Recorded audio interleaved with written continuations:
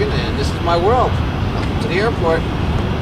I'm an artist and I fly around the world. I live in a purple VW bus. I live in an alley in Salt Lake. Sales, yeah, you know what?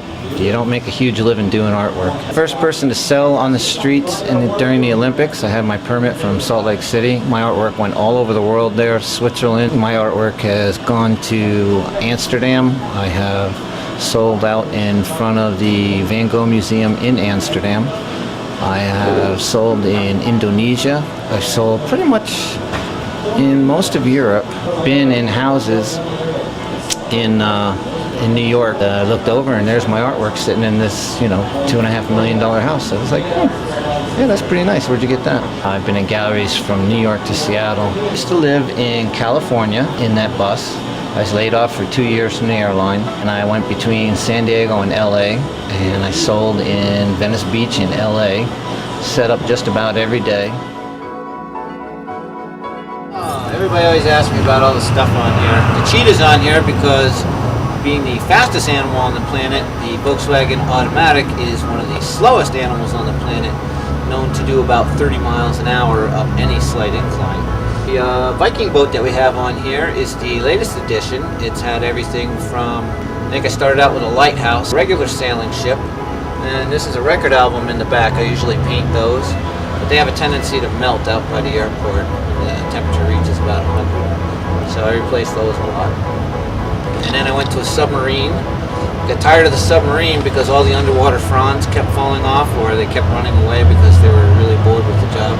Okay, that aluminum ball that's on top of my bus, that's my nemesis. I created that in Seattle when I lived there several years ago.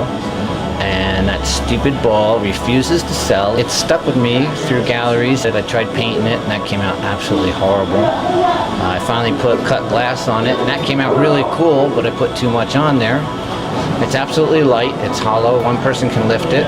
Unfortunately, I have lifted it several times and had it pop right off on the other end and go bouncing down the street. Just pretty much resigned it to just hanging out on top of the bus because nobody else wants it and there's nowhere else to put it. See, I have 8.7 million in lawsuits against Park City, that I was just expressing myself, and that under the First Amendment you're allowed to do that. They told me that I was full of baloney, so I took them to federal court to the tune of the first lawsuit, $700,000. They laughed at me in the park record. They told me that I would end up paying all their court costs, pay for all their lawyers, and that it never happened. I now have several lawsuits, one for each consecutive year, 2004, 2005. They are up to 8.7 million. They have the top law firm in the state up against me, and I'm representing myself, which means I really don't know what I'm doing, but I'm having a lot of fun. As far as selling art, to me that's really no big deal. I'd rather just create the art, and if somebody wants to put it in their house, well, that's really cool. If not, now let's put it in mine.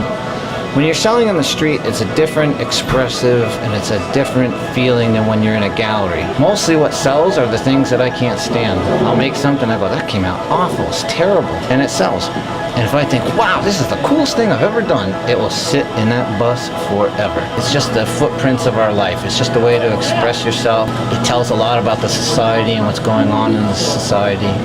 And it's a lot of fun. And a lot of people think it should be big business and expensive, and I think that it should be affordable to everybody.